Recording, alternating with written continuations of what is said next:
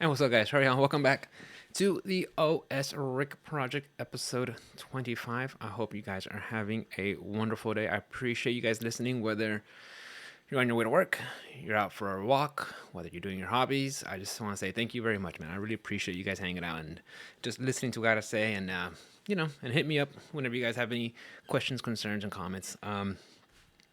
Me, not too bad. Been on vacation this week. Been chilling, relaxing, staying up way too late than I should be, but that's okay. That's what vacation's for. If you can't do it during that, when can you, right? And besides, um, you guys know that I'm pretty much of I'm a homebody. I don't do that much traveling. Which, if you guys listen to my last episode with my buddy Shane, he talked a lot about his traveling, and man, that sounds like a fun thing to do. Actually, I really it resonated with what he said about the whole pick a date in the future, circle it, make reservations, and just go for it, commit. So, but just something to think about, food for thought. Um, Again, like I said, guys, I've been doing well. I've been playing.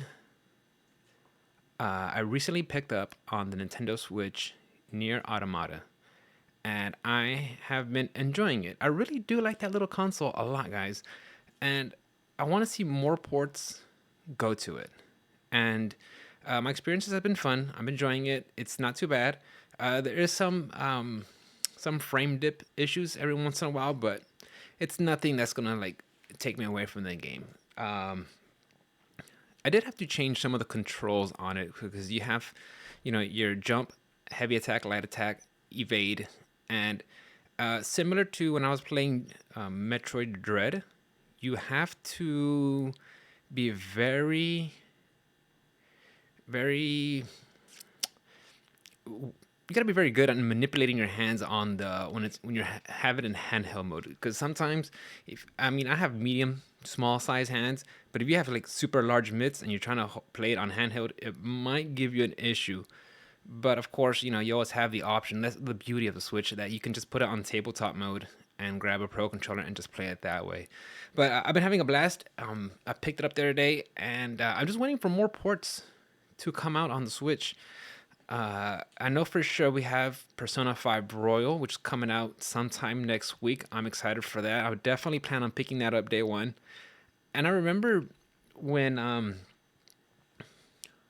when it was first announced, they had the on Best Buy. I think it's Best Buy or maybe some other places, but they had the One More collection, and they had like you have a bag, uh, some tarot cards, some regular trading cards, a metal steel bookcase, and like man, that's as a fan, that's something I would want to have. But then I really start thinking about it. It's like, do you need more, Rick?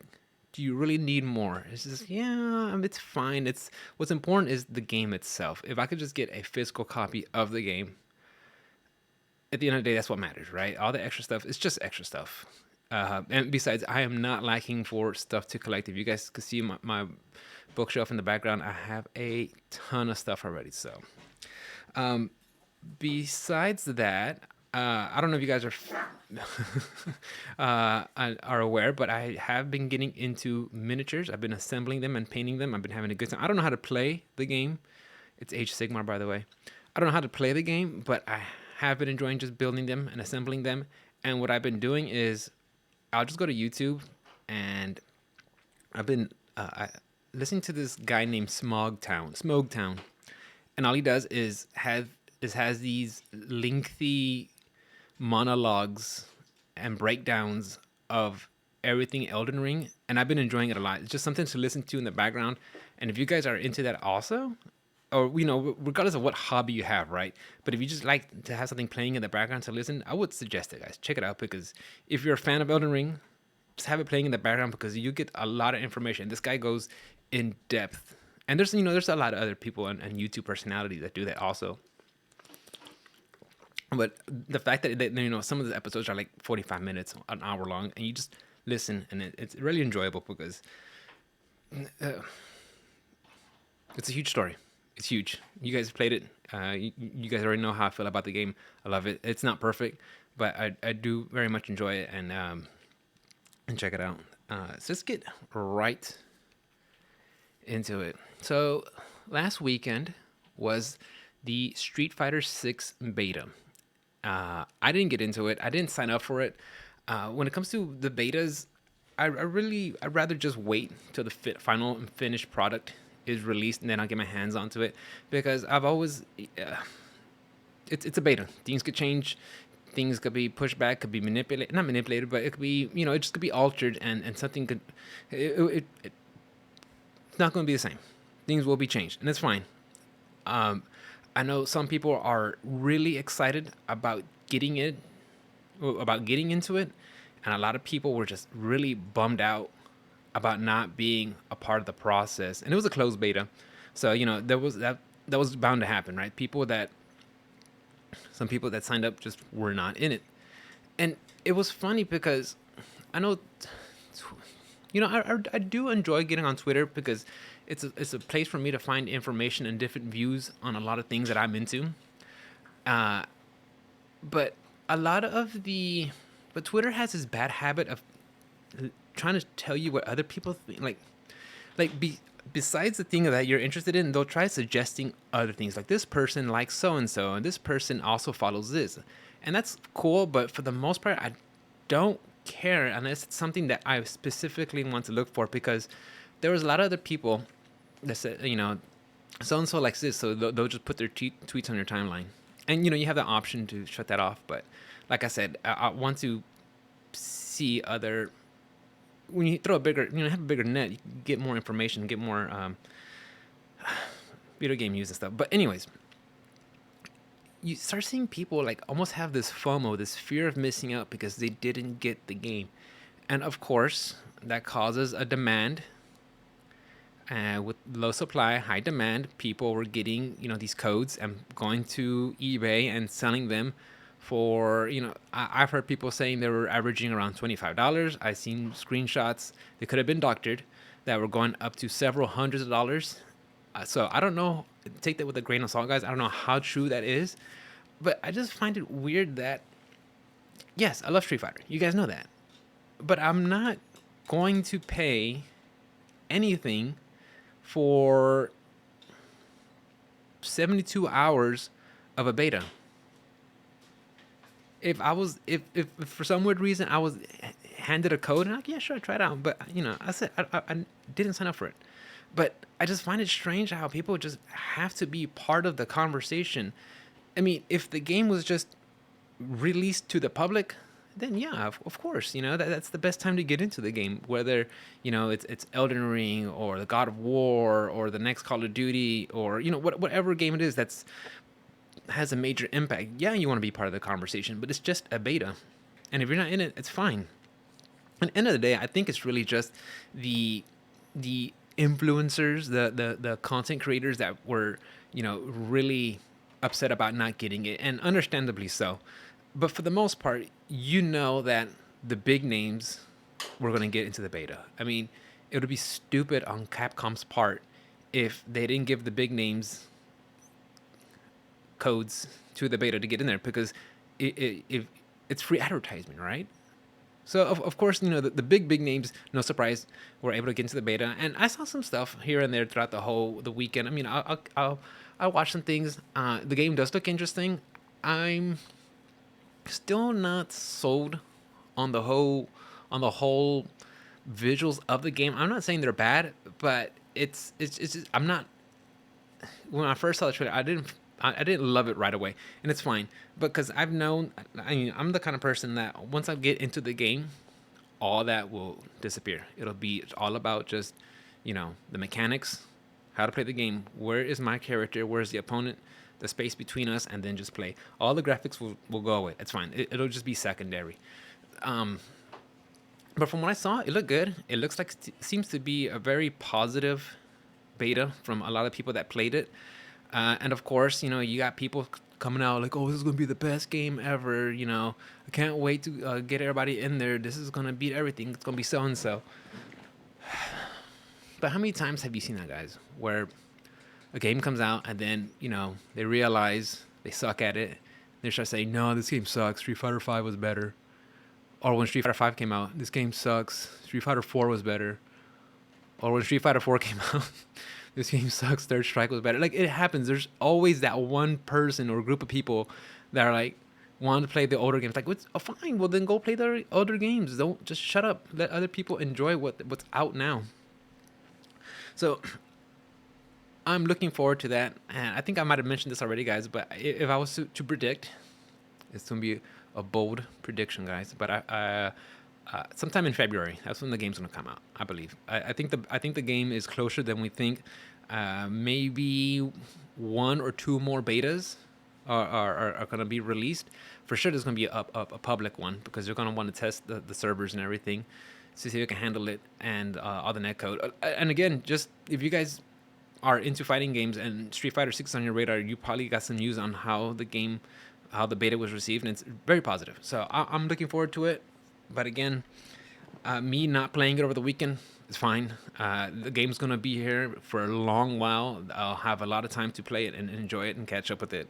So something to look forward to. Let me see what else. Oh, so if you guys have, I don't know if you guys are still looking for it or not. Well, we know God of War Ragnarok is coming out in November, so PlayStation exclusive for sure.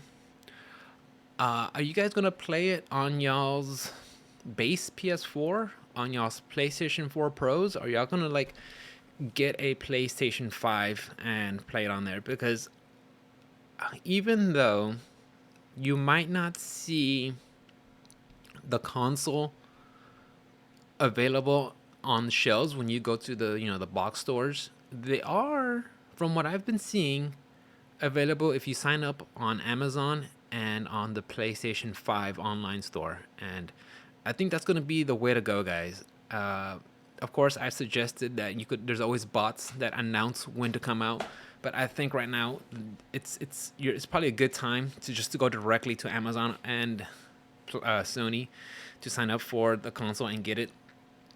And I think now is the time to get it, guys, because with the holidays around the corner,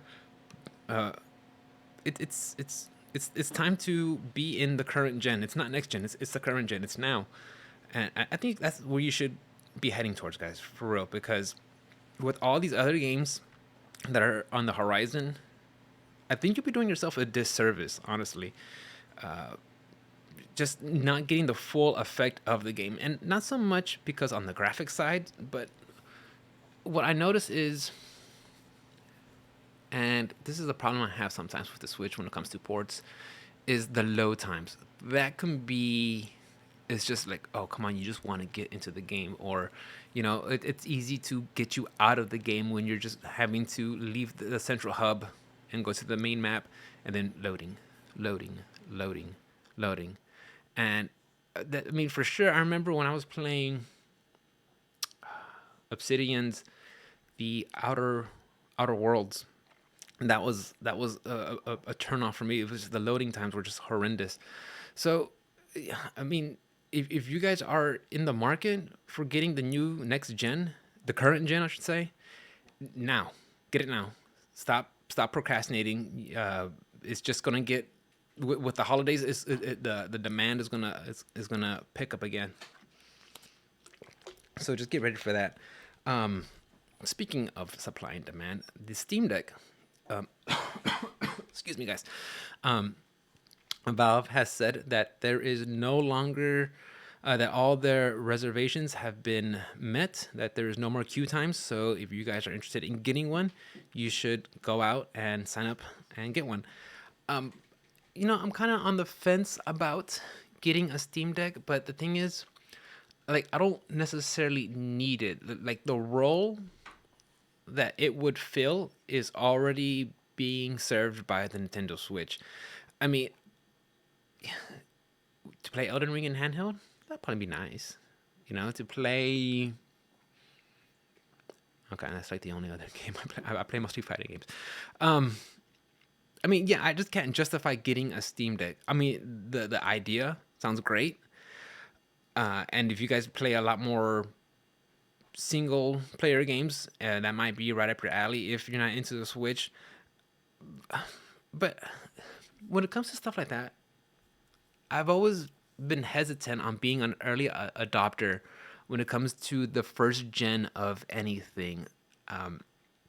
If anything, if I was really wanted to get a Steam Deck, I would probably wait till they start getting into the second generation when they start, extending the battery life, or, working on just getting the kinks and bugs and just making it more smoother and better, and just a better experience to play it, because it's okay.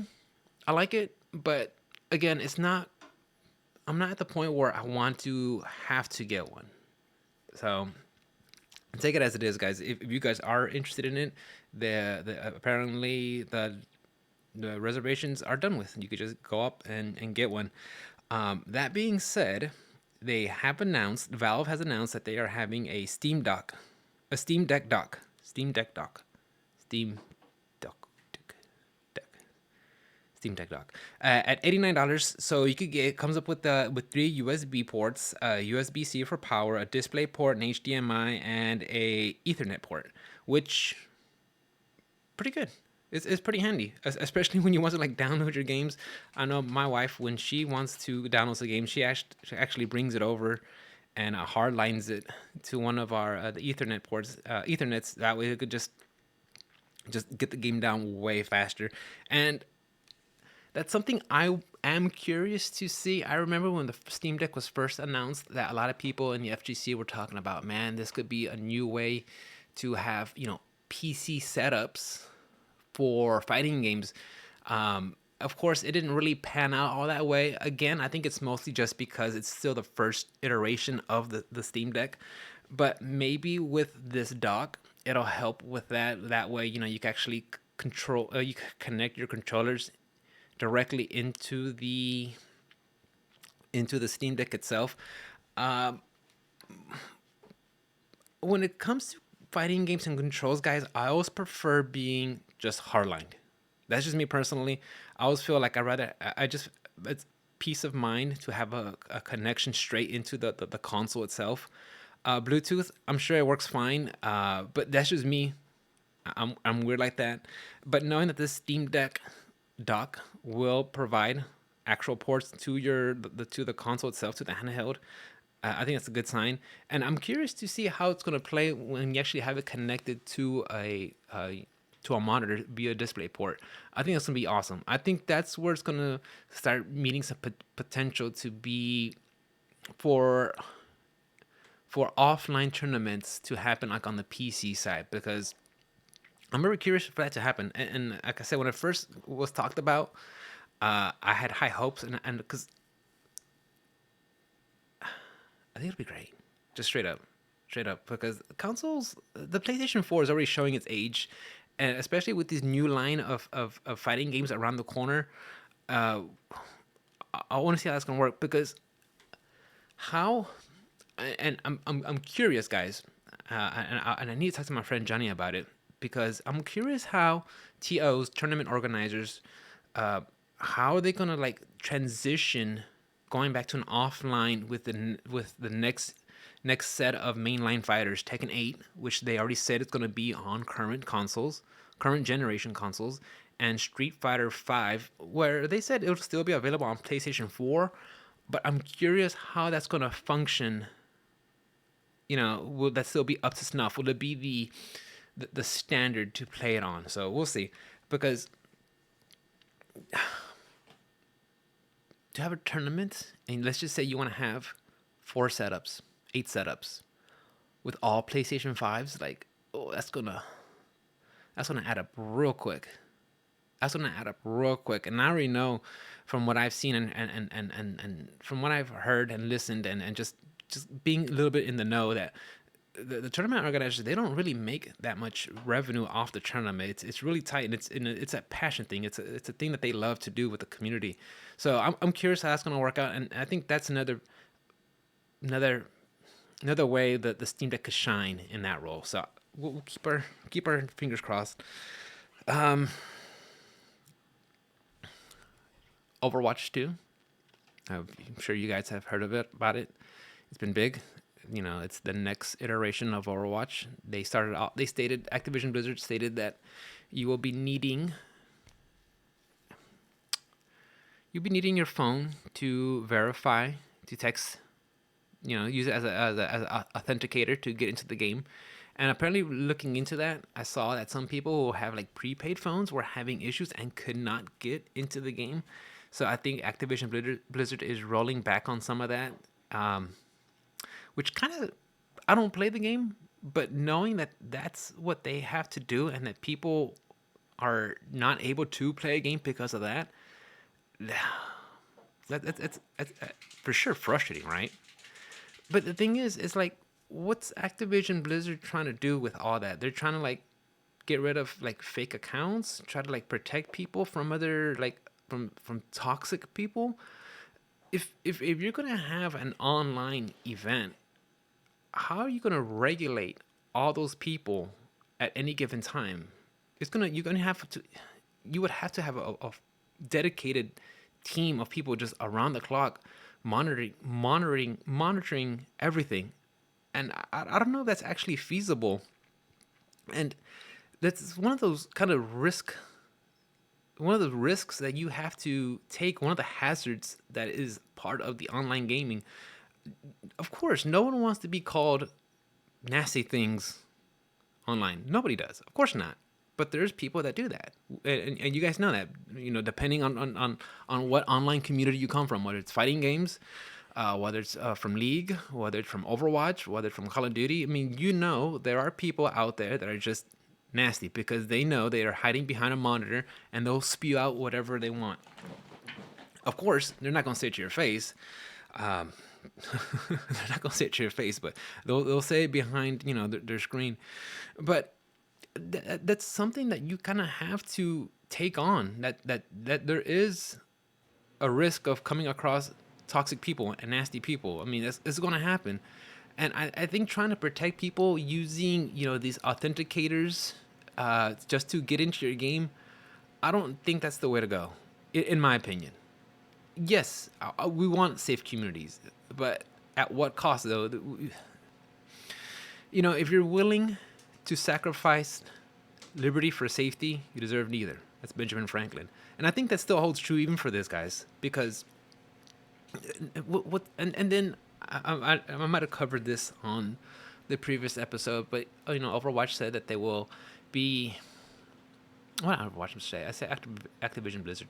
They said that they might be monitoring some of the conversations for profanity and stuff like that. So it gets me thinking. You think they're here to protect you?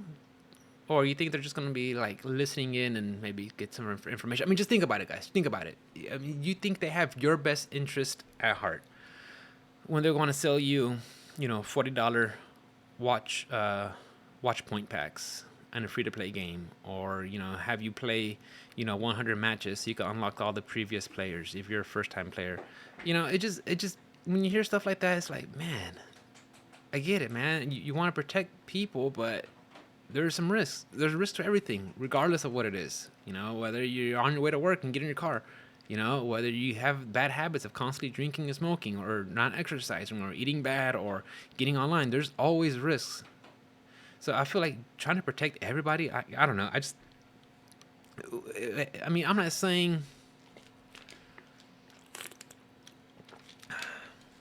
I don't know, guys. There's a lot to get into here, but at the end of the day, it's gonna come down to your decision. And I think I saw somewhere where Activision Blizzard is gonna carry that practice of the, cell phone authenticators when it comes to the next Call of Duty Modern Warfare. So that's gonna be a big one. I wonder how that's gonna work out, because that is a community where they will call you anything and everything. So I'm curious how that's going to work out. And I think it has one October release date, November release date. So it's coming around the corner, guys. Keep your eye out for that. Going back to the Switch with Persona 5 Royal coming out next week. We also got news from Atlus that Persona 4 Golden and Persona 3 Portable will be coming out on the 19th of January next year.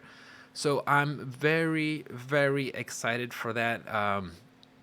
It was funny. I was streaming the other day, and my friend Bruce came in there. He's like, "Rick, don't sleep on Persona 3, bro. Make sure you get that one too." I'm like, "Okay, okay," because I was kind of like, "Well, Persona 3, that one might be a little outdated." But he's like, "Yeah, don't sleep on that one, dude." And my boy Bruce, he's the one who like really got me into the whole Shin Megami Tensei and Soul Hackers and those other the other franchises from Atlus. So, well, with that being said, I'm definitely looking forward to picking up those two games. So I'm gonna have quite a collection when it comes to a Nintendo Switch. And I'm again, I love that they're doing these ports. I wish more companies did that. I'm Square Enix. I'm looking at you with Final Fantasy Tactics. I don't understand why that game is not on here. That doesn't make any sense. Konami, same with Symphony of the Night. That does not do not know why this is not on there. I mean, there has to be a demand for that. There has to be out there, and if not, I mean, it's a good way for other people to be exposed to these games. I'm not saying these games are the greatest ever, but there's something that these games brought to the table that even if you're not the biggest fan of these games, you should play these games. You should try them out because you can see a lot of the things that you see now in current games were adopted from these genres and are applied now. A lot of people say, what's the best video game ever? I mean, and honestly, that's like such a loaded question because the video games that you have now, we're standing on the shoulders of giants. The games you have now could not have been made without the stuff in the past. And there's a lot of those where you should just go back and visit it, just so you can see like, oh, this is where this mechanics originated from, and you can see how it feel and how much of a difference there is between how spoiled video gamers are from always being able to auto save now, where back then it's like if you didn't find the exact spot, you better wait or go look for one and pray to God you don't die on the way over there. Because it was funny. I was talking to my friend Johnny. He's like, man, a lot of the Dark Souls get some inspiration from Symphony of the Night, because in Symphony of the Night, if you die before you get to your objective, you're going all the way back, no mercy. I mean, whatever progress you made, completely gone. And that was just part of the whole, the Nintendo hard from back in the day. And I'm sure you guys, you older listeners probably know, if you ever played Ninja Gaiden, Double Dragon, uh, Mega Man at least gave you some passwords so you could get caught up and stuff. But those games back then, they were brutal. They didn't care. You had to start all the way from the beginning. So, um, you guys know I like to go on Reddit and Twitter just to get some information on what's going on with the video game news. Like I said, guys, it's not my favorite sites to go because there's something about Reddit people where they just like, what the fuck are you guys doing here? Like, what are you posting? Shut up. It's ridiculous. But sometimes you find some gems among all that mess in there. But I saw that Ubisoft, they're having a Far Cry 6 GOTY edition, Game of the Year edition, going for $120. So that was a tweet that I saw from a Mr. IXRT. So take it with a grain of salt. But the guy said, he tweeted out, okay, so Ubisoft has a Game of the Year edition for $120. And he also said Far Cry 6 did not win any Game of the Year awards. I'm like, and you guys, I said this before, guys. If you love a game, you love a game, regardless of what accolades it received or didn't receive. But I just find it funny that they call it the Game of the Year edition, and then they want to charge you $120 for it. It's like, at the end of the day, that's Ubisoft trying to recoup losses from having Giancarlo Esposito in their video game. Like, hands down, that must have cost them a fortune to have him on there. And the guy's huge. Ever since Breaking Bad, he's just been on all these roles, and you see him whether he's mostly playing a villain, and he does a really good job at it for sure. So, to have him on there, and then I've never played a Far Cry 6 game, guys, but from what I've gathered, it didn't seem to be anything out of the ordinary. It feels, from what I've seen and gathered, it's just another Far Cry 6 game, which to each their own, right? But I just find it funny that, and they got to make up their money somehow, right? At the end of the line, at the end of the day, it's a business. So I just find that funny. $120 for a Far Cry 6 game? Like, you got to have a lot of DLC that's good. It's worth it. And it's funny because I don't have any proof, but Ubisoft probably has like these experience boosts that they could sell you. For sure, like special high-powered weapons and armor sets that they'll sell you just to get. I never understand that. Why would you sell experience boosters for your video games? Like, isn't it the point to enjoy it, to play through it, to go through the whole campaign and explore? And I'm telling you, dude, this whole microtransactions and selling these little things over here, the experience boosters and everything. I think that's part of the symptom. I don't think it's the cause; it's the symptom. The game's being treated as a business. I think that's the cause. And because of that, we get all these microtransactions. And don't get me wrong, look, they got to make money, all right? But it just feels, and it's gonna be. This is a very subjective topic to talk about because there might be some DLC that I think is worth getting, that I think might be valuable. When Elden Ring, hopefully, when FromSoft decides to announce that, hey, we're gonna have some DLC, I'm 99% sure that I'll be picking it up because even though they don't have the longest, they don't have long DLC. It's stuff that just adds more to the game, and I'm for it. Whether it's another area, another region, and I've talked about this before, what it could possibly be. But let's just say they do come up with with a DLC for Elden Ring, I'll be in. Of course, I'm a fan. What I'm not about is if they start adding, let's just say, for example, they start selling armor sets or crafting items or stuff like that. For sure, I will be 100% out. There's no need for that game, for that in that game, and I think that's where I draw the line. I'm not anti DLC. I'm anti microtransactions. That's where I feel the problem lies. When they start doing the whole FOMO, fear of missing out, or limited edition, or get it, or limited run, or we have a special promotion and cross up, and you guys see it. You guys see it. Yeah, y'all go. You guys know which games, when it comes to DLC, it's like, okay, yeah, I'm down. Whether it's a new character or a new maps to go explore, new content to explore, new areas to go explore, or new characters. Yeah, good. But when it's just these little microtransactions that do nothing but just do exactly that, just do nothing. I mean, Fortnite is guilty of this. You see them every couple of weeks. So and so, here's Naruto, here's Goku, here's Black Adam, here's random franchise that probably has nothing to do with video games, but we're gonna bring it in here anyway. And you can see them do all these stupid dances. That kind of stuff makes no sense to me. I find zero value. But again, it's gonna be down to the person. So take it as it is, guys. Like I said, DLC, depending on what it is, I might be for it, but it's the microtransactions which I am not for.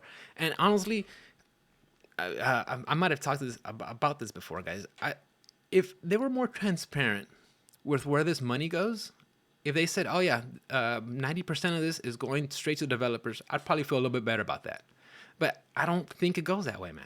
I don't know. And like I said, I'm ignorant. I don't know how it works. I don't have any information on how that works. But do you really think those corporations are going to send it to those people? You don't think they have a bunch of lawyers that drop contracts that say, hey, you're going to be working for this game and you're going to get a percentage from this, or you're going to be salary based. Any profits after X amount of dates or after so-and-so go strictly just to the corporation itself? Or do you think that's more along the lines? I mean, tell me, guys, what do y'all think? What else we got? Oh, so... I mean, guys, these are just notes that I just take. I'm just reading them as I go. CD Projekt Red, Cyberpunk 2077 has some sort of a renaissance period that it's going through right now, a rebirth. It's, with the update that it's received, the animated series that's on Netflix, which I still haven't seen, all that coming out. The game has a resurgence. It's been getting some traction, some popularity, which is good news for CD Projekt Red. And they've announced that they've been working on other projects that are coming down the pipeline. And I saw in a tweet that Witcher 4 will be coming 2025 at the soonest, and they'll be using the Unreal Engine 5. So, with that being said, what do you guys think about this news? Me personally, I would have just kept shut. I wouldn't have said anything if I was CD Projekt Red. With everything that happened with the last game that they did, I would have just been completely quiet, say nothing until you get closer to the release date, and then maybe say, okay, them saying Witcher 4 is in the works. I would have been like, okay, but they say 2025 the soonest. That's where it's like, come on, guys, don't do that. Don't hang yourself, because that's what they're doing. They're giving themselves their own rope, too much slack, and they're gonna hang themselves up with that, because come June, July 2025, where's the game at, guys? What's going on? I don't think that's a good way to go about it. Just hey, this is in the works. We'll give you some more news when it's we get closer to date. Don't put any, even if it's within a year, 2025. I don't think that's a good practice, especially after all the stuff that happened with with the Cyberpunk 2077. Now, that being said, I hope,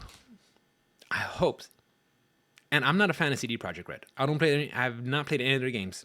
Okay, I've dabbled in Witcher 3, but I wouldn't say I played it. I just, White Orchid. I had to go find a blackened pan for some lady, and that was about it. So that's all my experience. I never played it. Like I said, not a fan of CD Projekt Red, but with Cyberpunk, I hope that's a lesson that they learned, and hopefully when Witcher 4 does get released, that it doesn't flop. It doesn't have so much of a backlash that it did with the previous game, and that it doesn't have to go through a resurgence a year and a half later because of the updates and another animated or the live action adaptation from Netflix. Hopefully the game will be solid, and I'm just saying that because I want these games to succeed. I want them to be good. I want people to enjoy them and play them.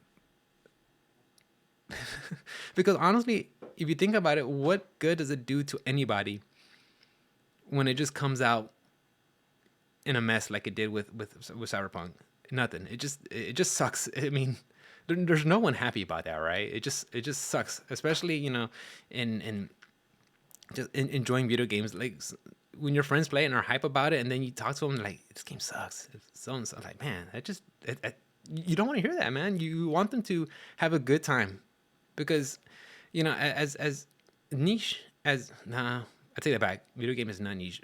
Maybe the different genres are, but you just want people to play the game to have a good time with it. And hopefully, like I said, CD Projekt Red knows that they can't do what they did last year with their last release. So I saw again a tweet that Spider-Man 2 and Wolverine will be exclusive to the PlayStation 5 console only.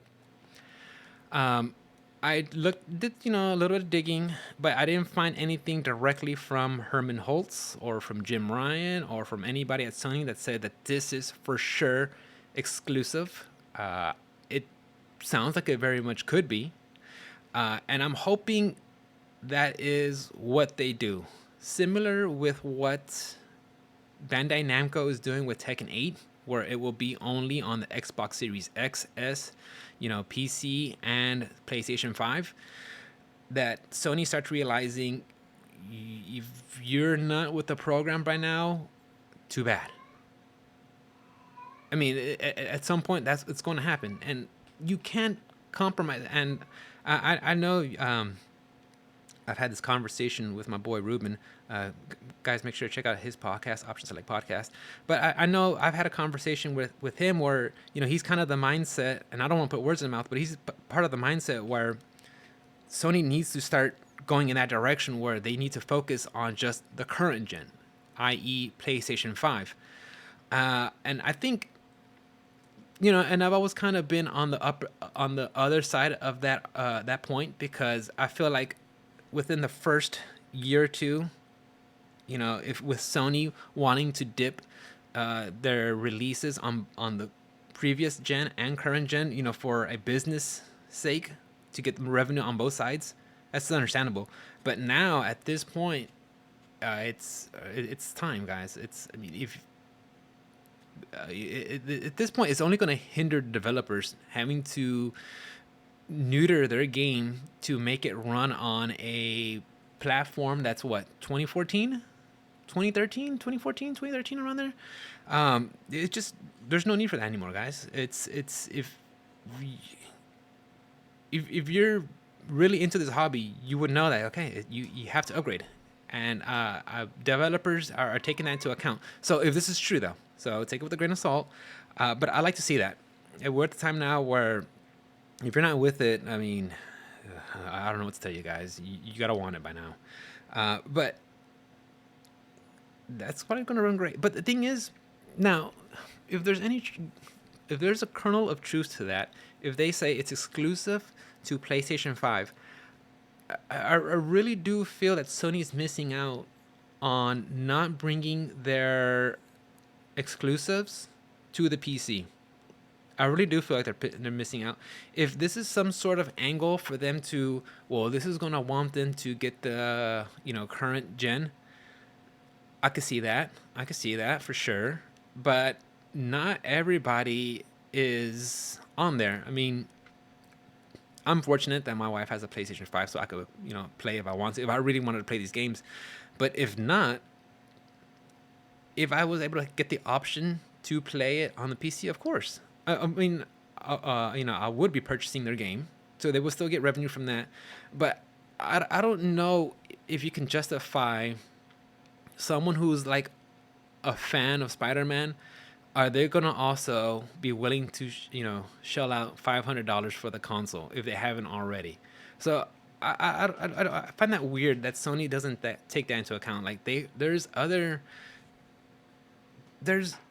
has to be overlap from people in the PC gaming community and the PlayStation. I mean, I'm sure there has to be some overlap, right? And that Sony not bringing their games out to the PC side, that doesn't make sense to me. Like doing it 3 years later is like, at that point, and I've said this a lot of times already, guys. When a big game comes out, you always want to be part of the conversation.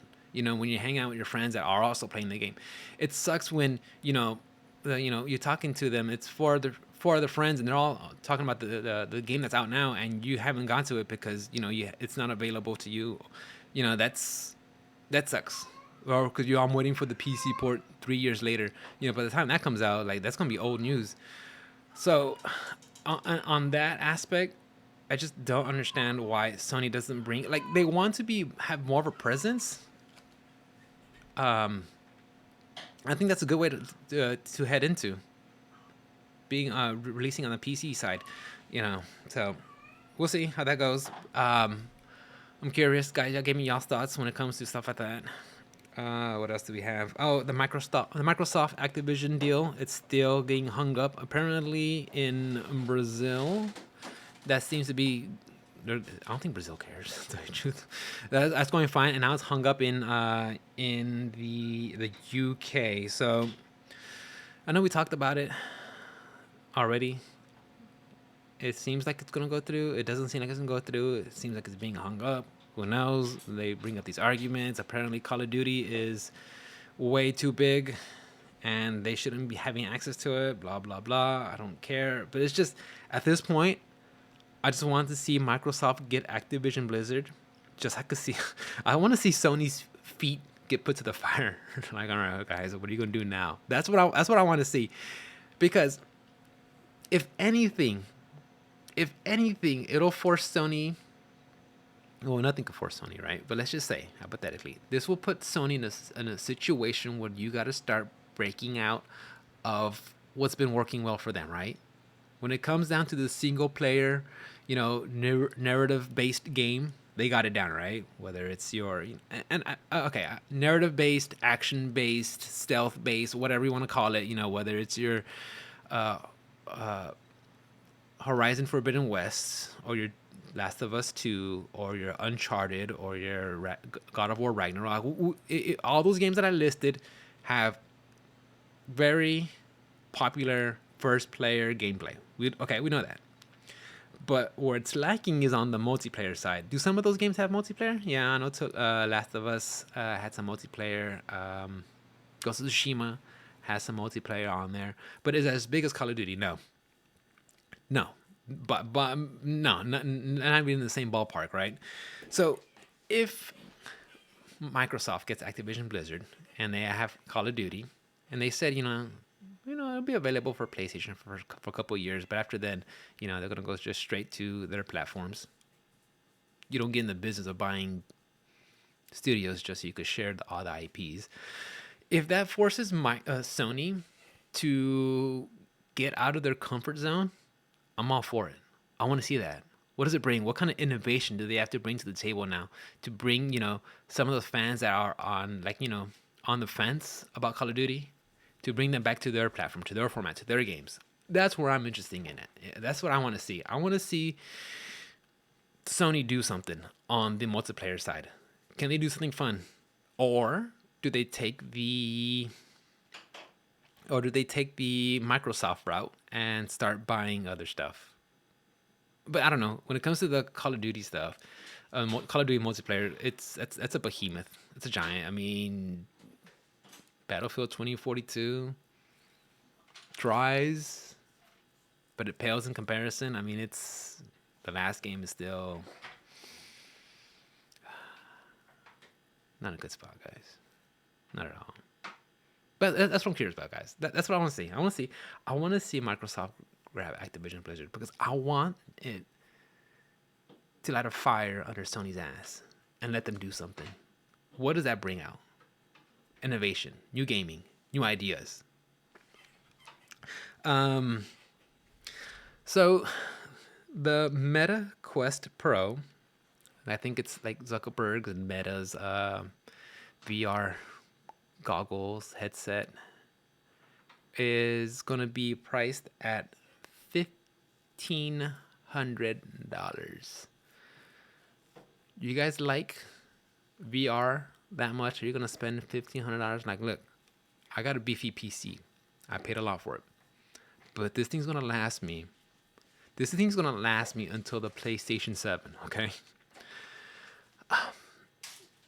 That headset, Meta Quest Pro. How good is VR gaming? I know it's a niche.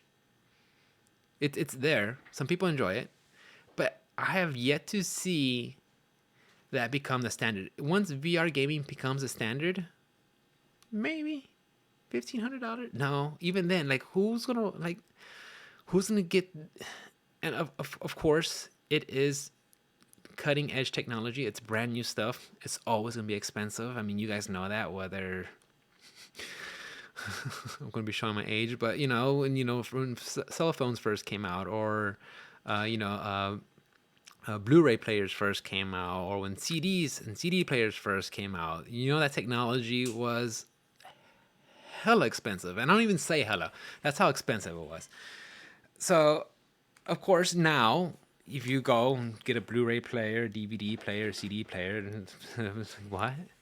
Get out of here. They'll just laugh at you. Get out of here. So, I mean, of course, I'm sure a lot of the price is high because of it being newer technology, but I don't know if someone's going to say, yeah, I got this. I spent $1,500 on a VR so I can have a little avatar of myself and play Cyber Effect? Beat Effect? I don't know. Saber Beats? I don't know. It's like, I don't know. I'm not buying into it. Definitely not an early adopter of the VR. It's an I mean, I've had very limited experience. I did try the one from Sony, the PlayStation VR headset. Motion sickness right out the gate. So until they fix stuff like that, because not only is it something that I mean, there's nothing in there that I want to play, but even when I did play it for Resident Evil 7 Biohazard, I could maybe do 15, 20 minutes of it before the nausea kicked in and set in, and then the vertigo. I just like, nope, this is not enjoy. I mean, video games are supposed to be enjoyable. Look, I play fighting games and Souls games, and sometimes I'll start losing my ass, but you know that's still enjoyable. But when you start getting physically sick from playing a game, that's for me. I'm definitely gonna be crossing the. I mean, drawing the line right there, because that's definitely something that I am not interested in. Um, I don't know. I just don't feel VR is in a place where it's gonna take over traditional, monitor, console, controller in hand gaming. It's not there yet. It's not there yet. I mean, I've heard good things about Half-Life Alex. Uh, what other VR game, guys? I'm sure there's a few like dancing rhythm games that are fun, but yeah. Um, Almost done here, guys. Microsoft generated 2.9 billion from Xbox Game Pass last year, reported from documents from the Brazilian regulators. Again, they had to go. Microsoft has to go through them and make sure their whole deal is good. Uh, you have to. I don't want to source it too much, guys. You have to look into it. But if this is true, if they made 2.9 billion from Xbox Game Pass, I am shocked. I'm like, I was floored. I was like, wow. I did not think that. For me, it's Game Pass is I leave it. Take it or leave it. I leave it. I leave it. 100%. I'll leave it. I've said this before. When it comes to video games, I want to get a game, pick it up till I'm done with it, and then go on to the next one. All right, what do I want to play today? Let me download it. All right, let me enjoy it now because it might rotate out. Some people might love that. They might be having access to countless amount of games. That's probably a good deal for them. Me, I don't care. But the fact that they made this much off of that, if that's the truth, allegedly, for sure, if they did, uh, I am stunned. I wouldn't be surprised if Sony sees this and starts upping their game. I think they were working on some sort of project, right? With their whole new tier memberships that they have with their PlayStation Essentials, Mega Passes, or whatever. I haven't heard much on that end. I don't think any of my friends have that. So I'm curious on how that's going, guys. If y'all have that service from Sony, please let me know how that works out. Do you like it? Are y'all fans of this whole video game streaming, the Netflix, the Game Pass feature? I mean, on paper, sounds great. Access to all these games. The only thing that sucks is it might rotate out, and you do have the ability to purchase the game outright if you like it. But making that much is like, wow, maybe Microsoft is onto something. They have to be, right? You don't just make that much for not doing anything. Maybe. No. I also saw that Nintendo Switch Online made nearly 1 billion in 2021. Nintendo Online, the fact that it costs only $20 a year, I'm fine. But honestly, like when I think about it, it's like I don't use it. I don't go online. I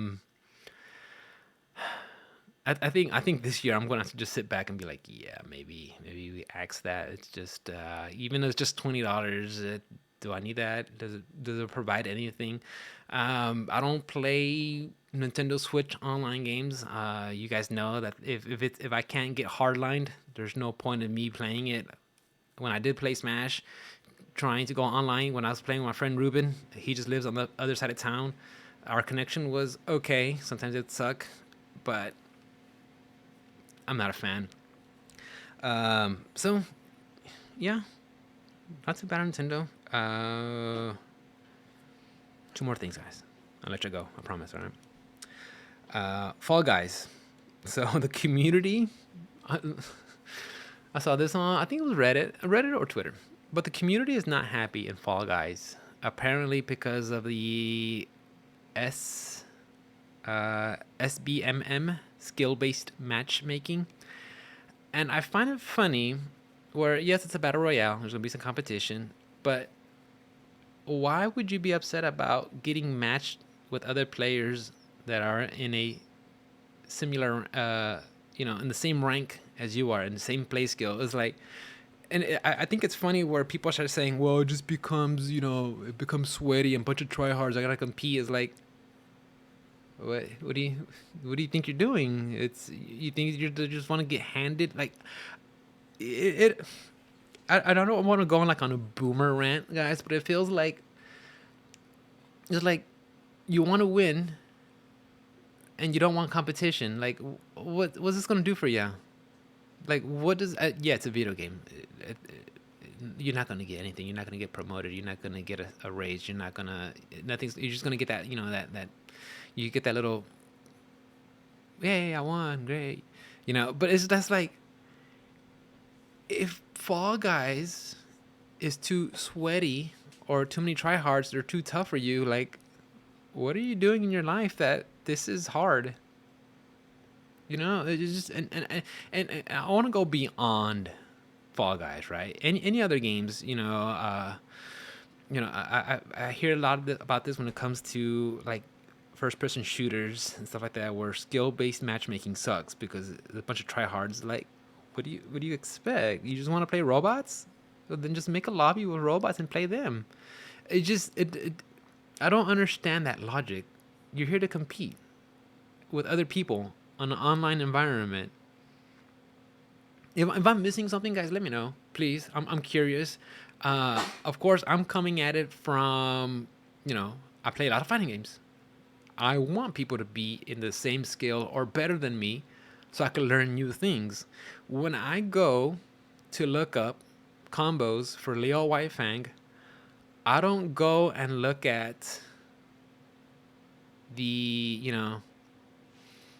small combos, the baby combos. No, I look at the complex stuff. What's going to be good in different situations to help me win? You might want to learn the small stuff just so you can get some bases, but you want to go beyond that. You want to do better stuff. And then how are you going to practice these situations with other better people? And not only that, though, what I've noticed is when you play with lower rank, and this is from my experience, guys, especially when I was playing Street Fighter V online. When you play people of a lower rank than you, you're going to develop bad habits. Bad habits, just straight up. Just look at players in the rookie and bronze levels on Street Fighter V. They are jumping all over the place. And rightfully so. They don't know the game. They don't know the footsie. They don't know where to be on the neutral. So jumping in is a good way to get, jump in attacks have a lot of damage, but they are very easily punishable. You don't want to focus on that. You want to be grounded. Want to wait till you get you want to play the neutral, get a good space, get an opening, and then execute and get max damage and then get an Oki and stuff like that. If you just constantly play people that are worse than you, you're going to pick up those bad habits. Do you want that? I'm a very competitive person, guys, when it comes to video games. I don't want that. I don't want to be... I mean, if I'm learning a game and, they rank me with a bunch of other noobs, like, yeah, fine. I don't care. That's how I learn. I'll get better. And then eventually just move me up the ladder and I'll get better. But this is too hard in a battle royale game or in a, fighting game or a first-person shooter game. That doesn't make sense to me. Well, I can't enjoy the game. Well, then what are you doing? Go play the main campaign and I just find it weird, guys. And it's Fall Guys. Like, it's Fall Guys, guys. Like, how tough can it be? Just go play. If you lose, you lose. Queue up for another match. Isn't that like the appeal when it comes to battle royales? You die, just queue up for another match, get right back in there. And I want to end the note, guys. I want to end this podcast with Dead Space Remake will be native on Steam, no Origin client required. I like that. I like that a lot. I want more developers to go that way. I am not a fan, and I'm not gonna lie, guys. I did enjoy Star Wars Fallen Order. I thought the gameplay was fun. The exploration, they did a really good job. I wanted to go out there. You know, when I was playing as was it Kyle Kestis? But when I was playing him, going around the different planets and exploring everything and unlocking secrets and just like, oh shit, like the shortcuts and finding other stuff, that was great. And solving the puzzles, I enjoyed it. That was fun. But knowing that every time I logged in, I had to go boot up Origin. And I know, guys, it's not the end of the world, but I want to get into my game as soon as possible. I don't want things running in the background. I don't want things interfering. I don't want things popping up. I don't want things sending me newsletters and emails and having to update other things. I want to get into my game ASAP. And with so the developers, I wish I knew who it was. I never played Dead Space, guys. I know, don't shoot me. But the fact that they're making their game just native for Steam, get in there, play the game, that's awesome. Because I want more games to be that way. And I know the sequel to Star Wars Fallen Order, it's from EA, so you're gonna probably have Origins. And I'm honestly not gonna play it because I don't want to have another launcher. And I said this before when I purchased Mass Effect Legendary Edition, I'd make sure to get a copy for the PlayStation 5 because I did not want to get on PC and have to go through all that process of just logging in. I know, guys, it's probably nothing. I'm probably making a mole out of making a mountain out of a making a mountain out of an anthill, but it's just I want to get into my game ASAP, and just I don't want to worry about stuff sending me emails and logging this and updating that. Just give me the game, man. Give me the game, because you know what they're gonna do. They're just gonna bombard you with just a bunch of BS. Guys, that's it for this week. Like I said, I'm on vacation. I told everybody I was gonna be doing some day streams, but I haven't gone to it. But I will tomorrow. I'll be back in there, guys. I'll be doing some Nier Automata, so make sure you guys drop by, say hello, say what's up. If you guys are still here, an hour into the podcast, I want to say thank you for listening. I appreciate it. If you have any questions, comments, you want to talk about things, man, at me, guys. I'm always down to have a conversation. If you guys always want to chit chat and have a different point of things, man, let's go. Let's talk about it easily. Because I think it's important to have different points of views and angles on different things, because just because I see something one way doesn't mean that's the only way. Of course it's not. You might see things different, and I'm all about it. We just want to talk about it because at the end of the day, guys, if you're listening, it's because we like video games and it's our hobby. It's something that we like to do, and like I said, I just love to talk about it and just share it with you guys. But with that being said, guys, get some rest. Enjoy your time. Play some video games. Take care of yourselves. Get some sleep. Get lots of sleep. And I want to, again, say thank you for hanging out. I really appreciate it. Anyways, guys, have a good night, and I will see ya next time. Bye, guys. Oops.